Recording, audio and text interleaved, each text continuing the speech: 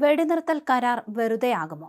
വെടിനിർത്തലിൽ ഇസ്രായേലും ഹമാസും തമ്മിൽ ധാരണയായെന്ന അറിയിപ്പ് വന്നതിന് ശേഷം ഗസയിൽ ആക്രമണം തുടരുകയാണ്.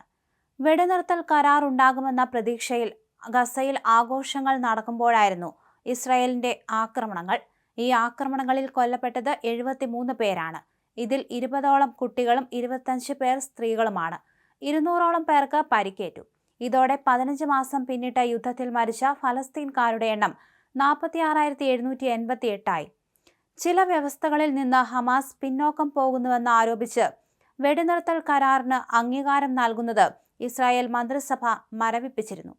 2024 മെയ്യിൽ US പ്രസിഡന്റ് ജോ ബൈഡൻ മുന്നോട്ട് വെച്ച 3 ഘട്ടമായി വെടിനിർത്താനുള്ള കരാറാണ് 7 മാസം നീണ്ട ചർച്ചകൾക്ക് ശേഷം ഇരുകൂട്ടരും അംഗീകരിച്ചത്. ഇതനുസരിച്ച് ആദ്യഘട്ടത്തിൽ 42 ദിവസം വെടിനിർത്തലുണ്ടാകും. ഈ സമയത്ത് 33 ബന്ദികളെ ഹമാസ് ഇസ്രായേലിന് കൈമാറും. 1000-ലേറെ ഫലസ്തീൻ തടവുകാരെ ഇസ്രായേൽ വിട്ടയക്കുമെന്നായിരുന്നു ധാരണ. എന്നാൽ ഇസ്രായേലിലെ ഭരണമുന്നണിയിലെ പ്രശ്നങ്ങൾ ഈ നീക്കത്തെ അട്ടിമറിക്കുമോ എന്ന ആശങ്ക ശക്തമാണ്. മധ്യസ്ഥരായ ഈജിപ്തും ഖത്തറും US-ഉം ഇസ്രായേലിന്റെയും ഹമാസിന്റെയും പ്രതിനിധികളുമായി ദോഹയിൽ നടത്തിയ ചർച്ചയിൽ കരാറിന്റെ കാര്യത്തിൽ ധാരണയായി എന്നായിരുന്നു അറിയിപ്പ്. ഇസ്രായേൽ ചാരസംഘടനയായ മൊസാദിന്റെ തലവൻ ഡേവിഡ് ബാർണിയും ചർച്ചയിൽ പങ്കെടുക്കുന്നവരും ദോഹയിൽ തുടരുകയാണെന്ന് ദ ടൈംസ് ഓഫ് ഇസ്രായേൽ പത്രം റിപ്പോർട്ട് ചെയ്തു. ഹമാസുമായി കരാറുണ്ടാക്കുന്നതിൽ ഇസ്രായേൽ ഭരണസഖ്യത്തിലെ തീവ്ര വലതുപക്ഷ കക്ഷികൾക്ക് എതിർപ്പുണ്ട്. ദേശീയ സുരക്ഷാ മന്ത്രി ഇഥാമർ ബെൻ-ഗ്വിർ കരാറിൽ എതിർപ്പറിയിച്ചു.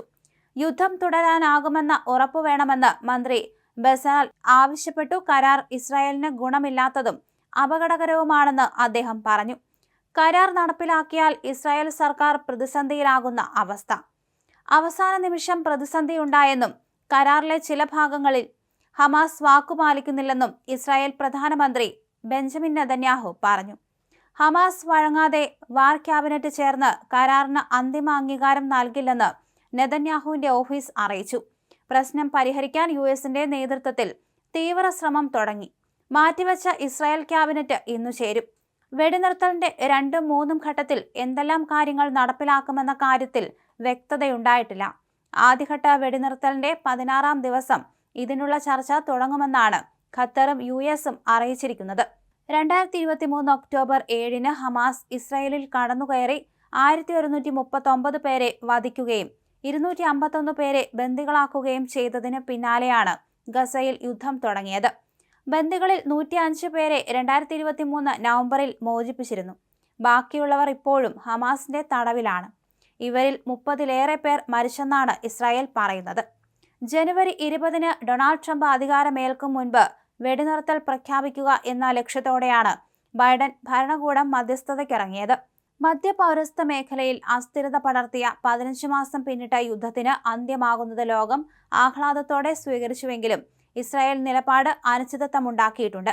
മോചിപ്പിക്കേണ്ട ഫലസ്തീൻ തടവുകാരുടെ പട്ടികയിൽ കൊലക്കുറ്റത്തിന് ശിക്ഷിക്കപ്പെട്ടവരുണ്ടെങ്കിൽ വിട്ടയക്കാതിരിക്കാൻ അധികാരമുണ്ടാകണമെന്ന ഇസ്രായേലിന്റെ ആവശ്യം ഹമാസ് അംഗീകരിക്കാത്തതാണ് പ്രശ്നമെന്ന് നെതന്യാഹുവിന്റെ ഓഫീസ് സൂചിപ്പിച്ചു.